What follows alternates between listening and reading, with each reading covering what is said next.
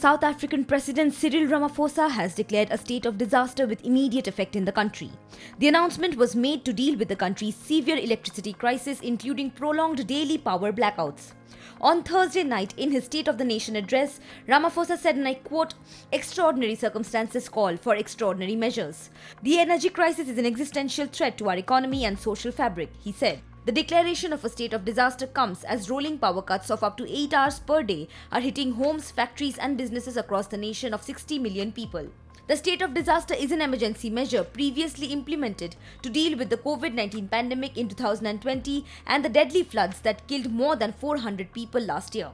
According to Ramaphosa, the declaration will enable his government to exempt essential services like hospitals and water treatment plants from power blackouts and enable the government to buy additional power from neighboring countries on an emergency basis. It will also enable the government to assist businesses to deal with the effects of widespread power cuts, including making diesel-powered generators and solar panels more widely available.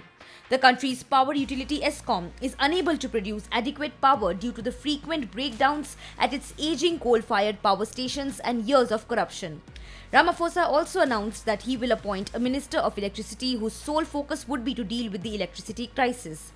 Ramaphosa's speech was delayed by 45 minutes after disruptions by members of parliament from the left-wing Economic Freedom Fighters opposition party, who were eventually removed from the sitting by security personnel.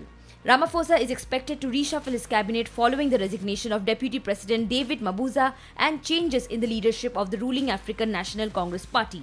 Ramaphosa is expected to appoint newly elected ANC Deputy President Paul Mashatile to replace Mabuza. I now suspend the proceedings. I now suspend the proceedings.